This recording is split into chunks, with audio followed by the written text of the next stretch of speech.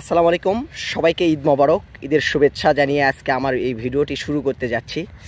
তো আশা করি সকলে ভালো আছেন। আমরা মূলত আজকে ঈদের 2 দিন পরে আমাদের এই মরিচের প্রজেক্টে আমরা চলে আসলাম। আর এই পাশে দেখতে পাচ্ছেন আমাদের কয়টা হবে, 2, 4, 6, 8, আর ওই পাশে আছে আপনার 2টা, এই 10টা বেডের আমরা এখানে মরিচ আবার চাষ করব, মানে মরিচ আজকে রোপণ করব। তো তার আগে আমাদের এখানে কি করতে হবে, মালচিং করতে হবে। কারণ এখানে আমাদের পারিবারিক চাহিদা মেটানোর জন্য কিছু রসুন চাষ করেছিলাম।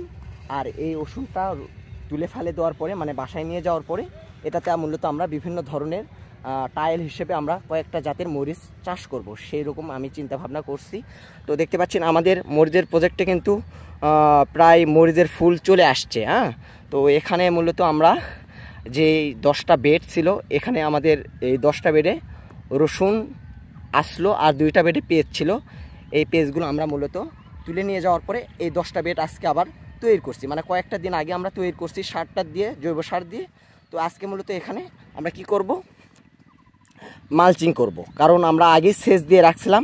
আজকে আমরা এই দুপুর কয়টা বাজে, এখন হচ্ছে আপনার বেলা 11টা হবে, সকাল 11টা।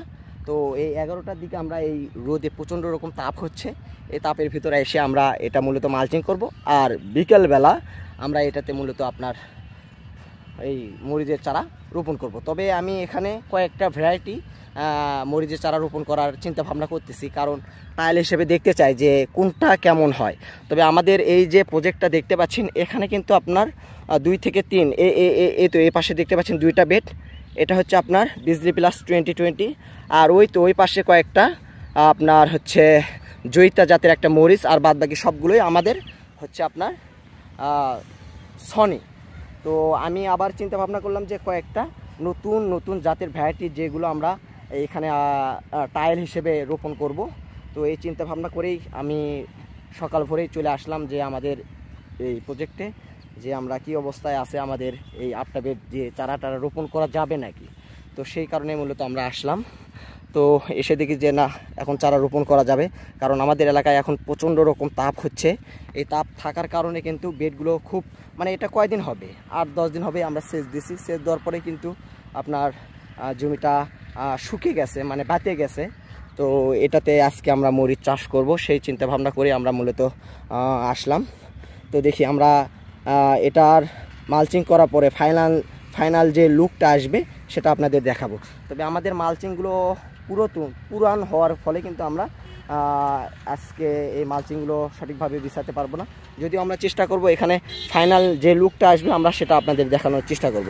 তো আসলে আপনারা দেখতে থাকুন, আমি এটা আগে মালচিং করে নেব, তারপরে আপনাদের এটা মূলত দেখাবো। এখানে মূলত আমাদের 1 ঘন্টা পরিশ্রম করার পরে আমরা যে ফাইনাল লুকটা নিয়ে এসেছি আপনাদের দেখাই। দেখতে পাচ্ছেন আমাদের এটা মালচিং করা হয়ে গেছে।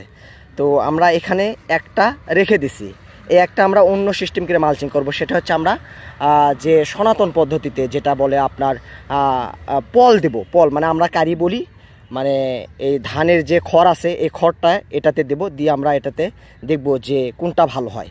তো আপনাদের একটা জিনিস বলে রাখা ভালো, আপনাদের দেখাই আমি। এই তো এখানে দেখতে পাচ্ছেন, সেটা হচ্ছে এই যে ছিদ্রটা দেখতে পাচ্ছেন, আমি কিন্তু এই ছিদ্রর ভিতর কিন্তু চারা লাগাবো না। মূলত আমাদের এটা পুরান মালচিং, আপনাদের আগেই বলেছি এটা পুরাতন মালচিং।